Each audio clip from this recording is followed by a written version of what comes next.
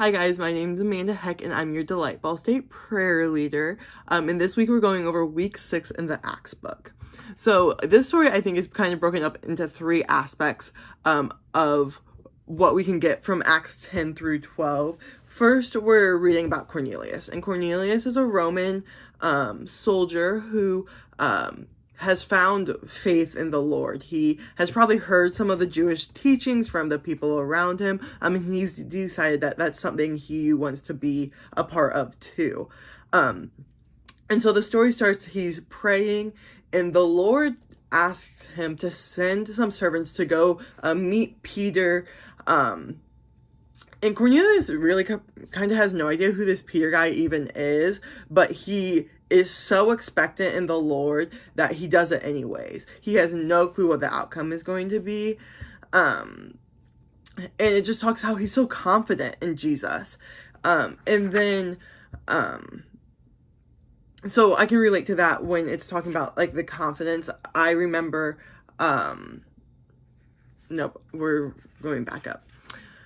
Next, we read Peter's side of the story. So Peter is also praying, and he gets like this vision from God of like a sheet laying down, and there's a whole bunch of different animals, and God tells him to go and eat something from there, to go and hunt, but these were considered unclean animals in the Jewish tradition. And Peter was like, yo, no, God, I know I'm like not supposed to do that. And God goes, who are you to say that something is unclean when I have made it clean? So that was just kind of a preference for what God was doing in this entire situation. And then an angel, I believe, comes to Peter and says, yo, there are these 2 guys who are about to come, and they're going to ask you to go with them and do it. Go with them, like it's okay.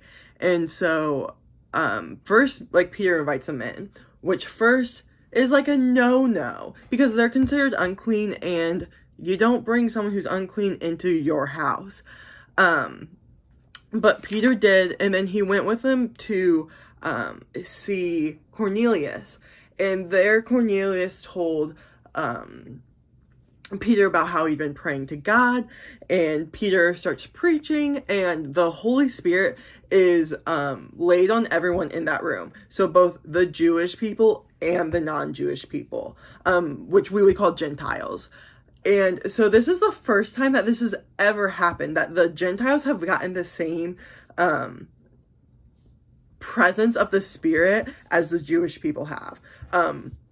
Which again kind of references back to what Peter saw in his vision of that sheet coming down and everything is clean because God made it clean. And so Peter goes back to where he's at, travels back, and these people called the circumcision party are angry that he stayed at Cornelius' house, an unclean man, and he had all this interaction with these Gentiles. And so Peter's like, hold on guys, let me tell you like this story. And he tells them the story of what happened and how the Holy Spirit came among them. And the circumcision guys were like, oh, well, this is pretty cool, like the Lord's doing this. And so they were okay with it. Although we were told this is not the last we'll hear from them. So I'm excited to see what's to come. But throughout this entire story, they're kind of talking about not only being confident in the Lord, but seeing how the Lord was working underneath the pattern of it all. And I kind of have a story just like that. So this is something that I hadn't even shared with anyone until after my senior year of high school. And so I'm still new to even sharing this part of my story. But it's something that I've had since I was young. Couldn't even tell you when it began. So here's part of my story. So I have had an issue with pornography, again, since before I could remember. And, I was so afraid to share it with anyone, to tell anyone what was going on, because I was afraid I would be seen as unclean or gross, or I didn't want to tarnish that like perfect Christian girl image. I was a big like rule follower, and I was able to follow all these different rules. Like I didn't go and drink, and I didn't do all of these things. But there was this one secret that I'm like, no one can know about that one. And so I didn't tell anyone. I remember there was this one instance in my youth group. We always did like a talk on dating for about a month. And it just so happened that that night at youth group, they talked about like pornography, which again doesn't happen very much in the church. So like the whole night just kind of made me anxious. But then we went to our small group, and I don't think I would have shared about it that night.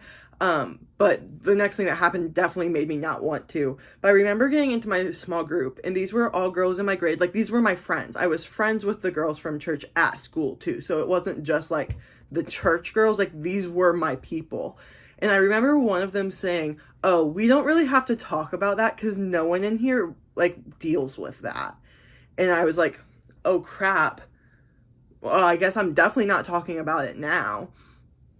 And it just made me not upset because I didn't want to share it, but it just kind of made me feel alone, which definitely added to it. And then, so throughout this entire time, I started going on mission trips when I was in 7th grade. And every mission trip, normally towards the end of the week, we would have a time in our group where you kind of like, it was supposed to be like that heart-hitting moment where like you figure out something that you've been holding on that's keeping you with your relationship with the Lord, and you let it go. And so obviously I've had this thing going on for so long, but I was able to like work around it, you know, as it would be like, oh, there's something much more wrong with me than this. Like, I'm struggling with a friendship. I need to give that friendship up. Oh, I'm struggling with bitterness towards my family. I need to give that up. And I was able to find one of those things every single year. So from 7th grade until my senior year of high school, so what, that's six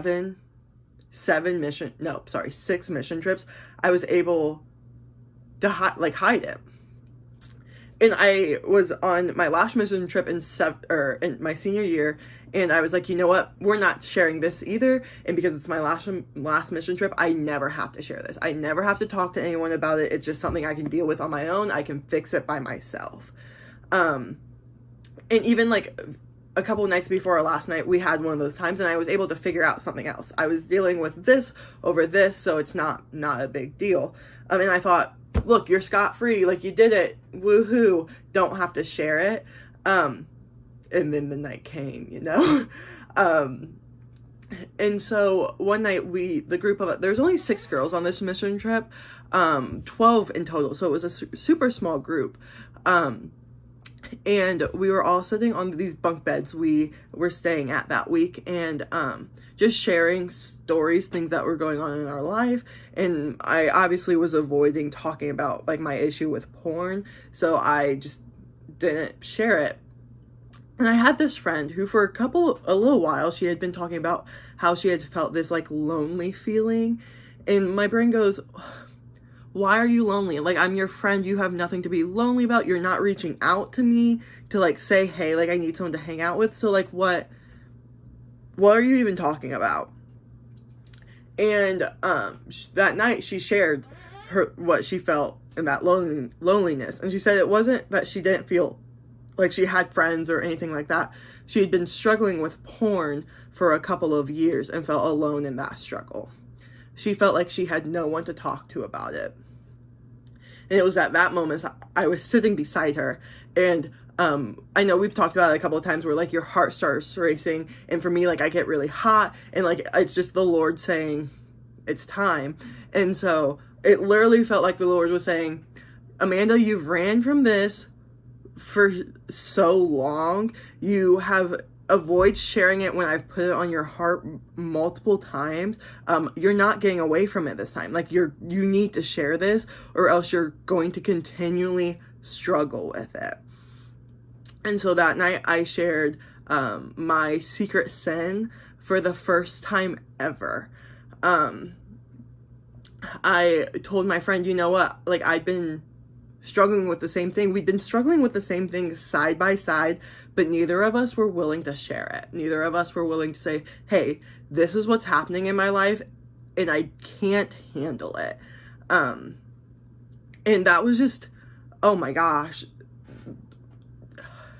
the freedom I felt from that, of just knowing I wasn't alone, and the reaction that people got. Like, I was expecting them to be like, oh, you're gross, that's disgusting, I can't believe you did that, like, you're supposed to be the perfect Christian girl, what the heck? But instead I was met with love and grace. They were there to be like, yeah, that's okay, we're here for you, I might not understand what you're going through, but I get it.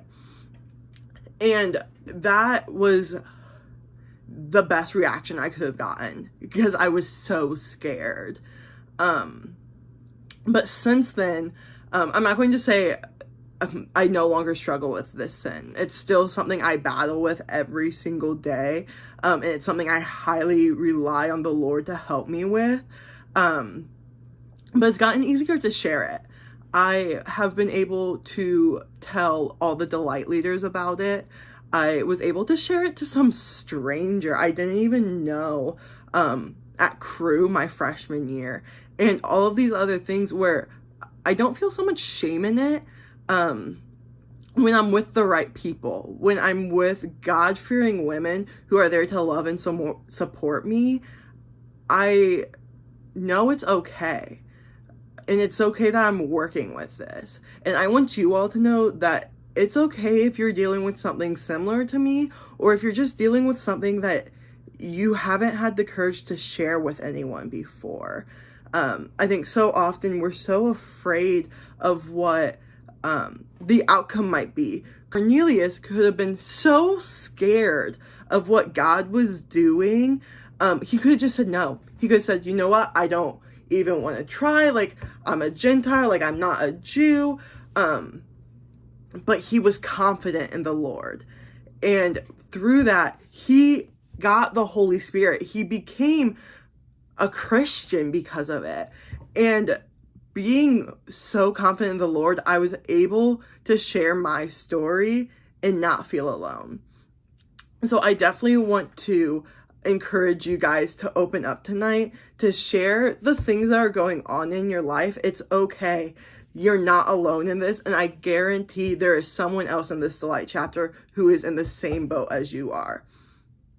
So thank you so much for letting me share. Thank you for letting me tell you my story and bring a light to something that so often is hidden in the dark and so many people deal with but are too afraid to share.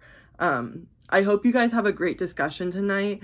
I really enjoyed reading Acts 10 through 12 and hearing about Cornelius and Peter and their story. And I really can't wait to hear what you guys got from this too tonight. Have a great meeting. Be vulnerable, ask questions, and just have a great night. Bye, guys.